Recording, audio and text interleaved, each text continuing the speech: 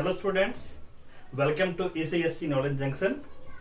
और आज हम लोग मैथ्स में क्लास 10th का फर्स्ट चैप्टर रियल नंबर करने जा रहे हैं। बहुत इंपॉर्टेंट चैप्टर है ये। तो आज हम लोग इसके बेसिक्स को करेंगे और समझेंगे कि रियल नंबर होता क्या है। 6 नंबर का चैप्टर है ये। तो इसमें हम लोग स्टार्ट करेंगे इस टेबल को समझ के। रियल नंबर को हम लोग 2 पार्ट्स में डिवाइड करते हैं, रैशनल नंबर और इररेशनल नंबर। फिर रैशनल नंबर फर्दर डिवाइडेड होता है फ्रैक्शंस में और इंटीजर्स में। इंटीजर्स की बात करें तो ये नेगेटिव इंटीजर्स में और होल नंबर्स में डिवाइड होता है। होल नंबर्स को भी हम आगे डिवाइड कर सकते हैं जीरो में और नेचुरल नंबर में। जहां इररेशनल नंबर की बात करें तो इररेशनल नंबर का आगे फर्दर कोई डिवीजन नहीं होता। हम एक एक करके इन सबको समझेंगे। तो सबसे पहले नेचुरल नंबर की बात करते हैं। नेचुरल नंबर को हम लोग n से लिखते हैं और नेचुरल नंबर क्या होता है तो 1 से स्टार्ट होने वाले नंबर्स 1 2 3 4। अब एंडिंग तो कुछ है नहीं, तो हम लोगों ने क्या करा, एक नंबर n बना दिया कि n is the last number, infinite तक जाता है ये। तो ये नेचुरल नंबर हो गया। जब इन नेचुरल नंबर्स में जीरो भी आ जाता है तो ये होल नंबर हो जाता है, मतलब ये जीरो से स्टार्ट होता है। 0 1 2 3 4 5 और ये कहां तक चला जाएगा, n तक। नेचुरल नंबर जिसको हम लोग n से लिखते हैं, कैपिटल N, ये 1 से लेके n तक लिख रहे हैं।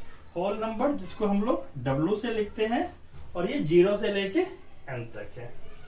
अच्छा, नेगेटिव इंटीजर्स क्या होगा, तो देखो पहले इंटीजर्स को समझते हैं। इसको हम लोग Z से लिखते हैं और इंटीजर्स क्या होता है, तो जितने भी नेचुरल नंबर्स हैं लाइक 1 2 3 4 लास्ट में n और 0 और इनका नेगेटिव भी -1 -2 -3 और लास्ट में क्या रहेगा यहाँ पे -n। तो अब देखो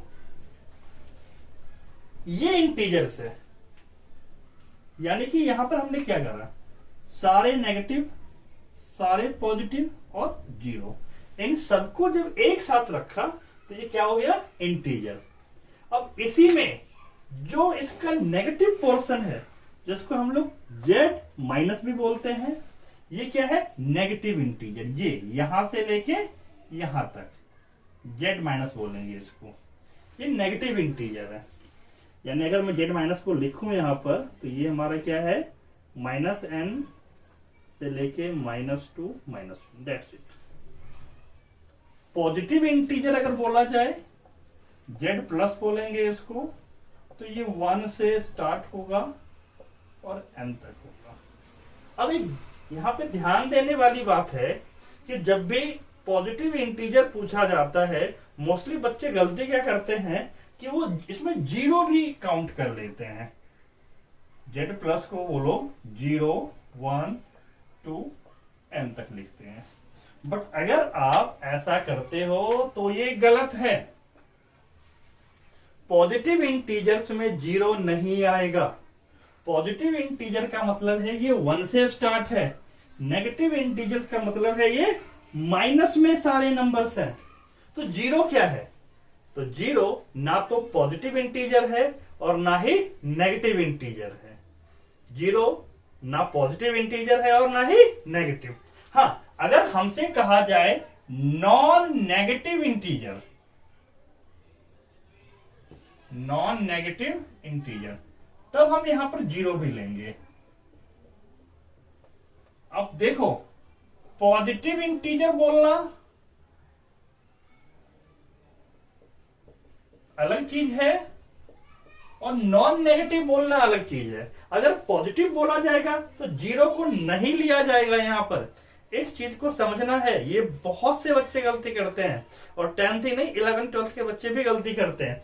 पॉजिटिव इंटीजर बोला जाए 0 को नहीं लेना है, नॉन नेगेटिव बोला जाए तो पॉजिटिव के साथ हो जाएगा। ऐसे ही अगर हम नॉन पॉजिटिव बोलेंगे, नॉन पॉजिटिव इंटीजर, तो यहां पर माइनस इंफिनिटी से लेके -2 -1 जीरो भी आ जाएगा।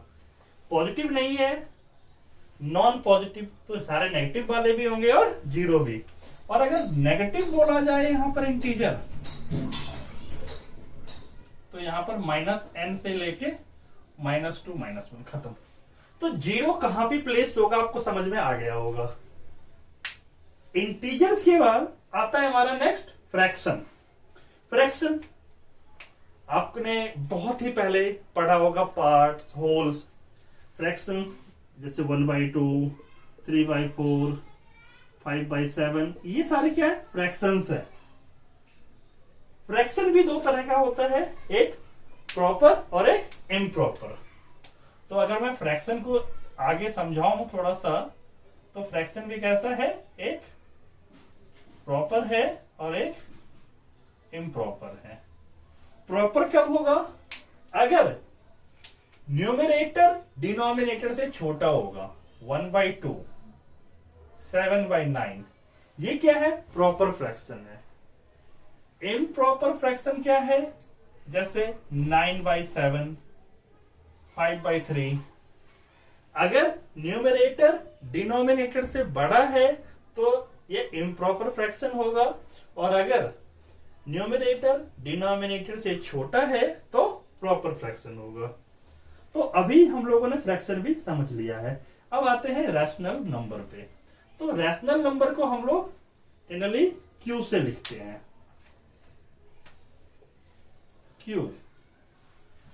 क्यू अब इसको डिफाइन कैसे करते हैं कि वैसे नंबर जिनको हम p/q के फॉर्म में लिख सके। वेयर दो चीजें यहां पे ध्यान देने वाली होती है।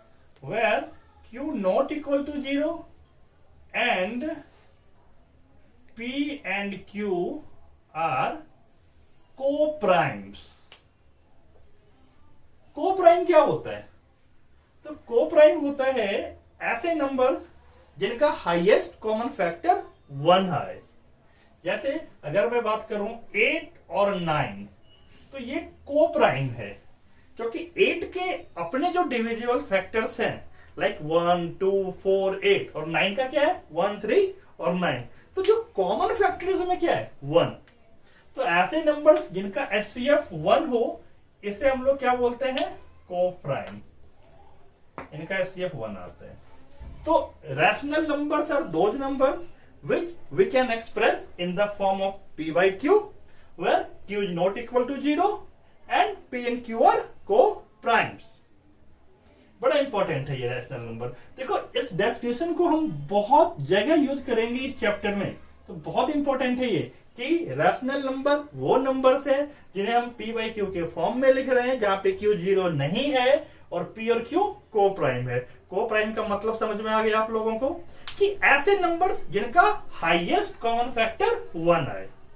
अब बात करते हैं इररेशनल नंबर की। तो सिंपल सी बात है, जो नंबर्स रैशनल नहीं है वो इररेशनल है, जैसे कि √2, √3, √5 एक्सेट्रा। हम आगे इस चैप्टर में पढ़ेंगे कि इन नंबर्स को प्रूव कैसे करेंगे कि ये इररेशनल है। बाकी जो बेसिक्स ऑफ नंबर सिस्टम है वो यही है। आप लोग इसको एक बार देखो, समझो और रजिस्टर में नोट डाउन करो। Thank you.